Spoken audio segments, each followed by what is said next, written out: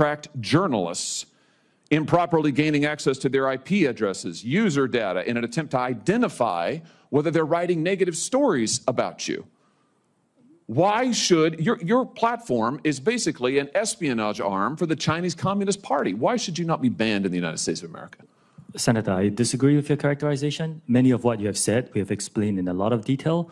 TikTok is used by 170 million Americans. I know, and every single one of those Americans are in danger from the fact that you track their keystrokes, you track their app usage, you track their location data, and we know that all of that information can be accessed by Chinese employees who are subject to the dictates of the Chinese Communist Party. Why should you not be banned in this country? Senator, that is not accurate. A lot of what you describe we collect, we don't. It is 100% accurate. Do you deny that repeatedly Americans' data has been accessed by ByteDance employees? Days. So you just saw that clip, and if your jaw isn't at least slightly on the floor right now, I don't know what to tell you. What you just watched is Senator Josh Hawley going toe-to-toe with the CEO of TikTok, and honestly, he came prepared. This wasn't grandstanding. This wasn't an old politician fumbling through tech questions he doesn't understand. This was a man who had done his homework and was not letting Shou Zi chew off the hook. Now look, I know TikTok is practically a way of life for a lot of people watching this. The algorithm is scarily good, the content is addictive, and some of the creators on there are genuinely brilliant. But here's the thing. Loving the app and asking hard questions about who controls it are not mutually exclusive. And that's exactly what we need to be doing right now. We're going to watch the full exchange. Then I'll break down why I think Hawley's argument holds serious weight and why Chu's responses left a lot to be desired. If you care about where your data goes and whether a foreign government has a backdoor into your phone, this video is for you. Hit like, subscribe, and let's get into it. Good, Mr. Zuckerberg. Before my time expires, Mr. Chu, let me just ask you, your platform, why should your platform not be banned in the United States of America? You are owned by a Chinese communist company or a company based in China. The editor-in-chief of your parent company is a Communist Party secretary. Your company has been surveilling Americans for years. According to leaked audio from more than 80 internal TikTok meetings, China-based employees of your company have repeatedly accessed non-public data of United States citizens. Your company has tracked journalists improperly gaining access to their IP addresses, user data, in an attempt to identify whether they're writing negative stories about you. Why should your platform is basically an espionage arm for the Chinese Communist Party? Why should you not be banned in the United States of America? Senator, I disagree with your characterization. Many of what you have said, we have explained in a lot of detail.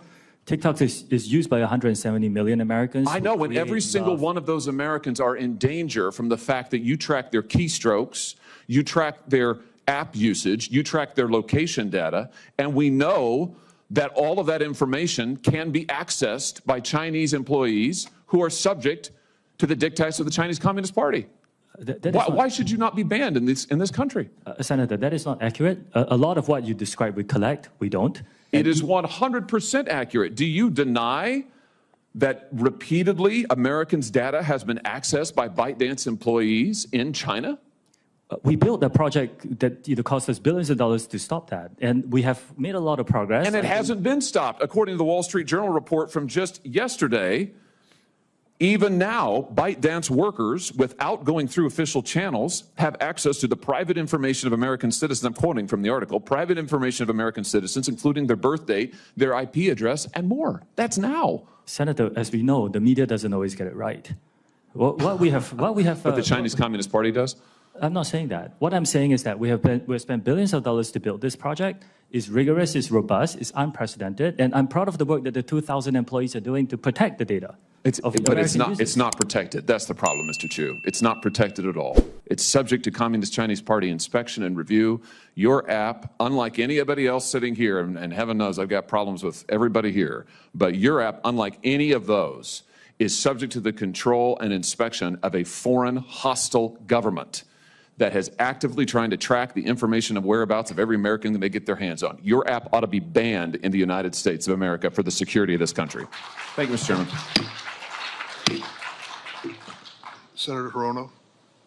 Thank you, Mr. Chairman. As we've All right, we just watched the whole thing.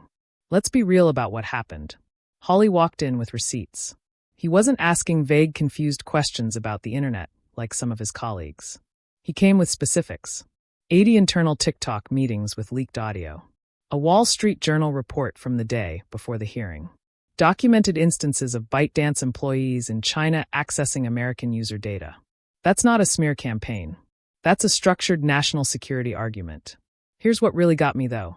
When Hawley pressed Chew on data access, Chew's big defense was basically, we spent billions of dollars building a system to fix it.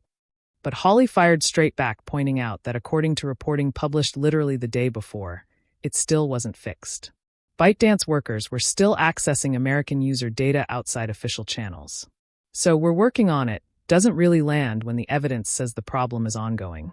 Now, to be fair, Chew isn't a villain. He's a CEO trying to protect a product that 170 million Americans actually use. Real people, real creators, real small businesses. I get why he pushed back, but his pushback was thin. He kept saying, that's not accurate, without providing counter-evidence in the room. Saying the media doesn't always get it right is not the same as disproving a Wall Street Journal investigation. And that brings me to the bigger point Hawley was making, one that gets lost in the political noise. This isn't really about TikTok the app. It's about the structural relationship between ByteDance and the Chinese Communist Party. Under Chinese law, specifically the 2017 National Intelligence Law, Chinese companies are legally required to cooperate with state intelligence operations when asked. That is written law.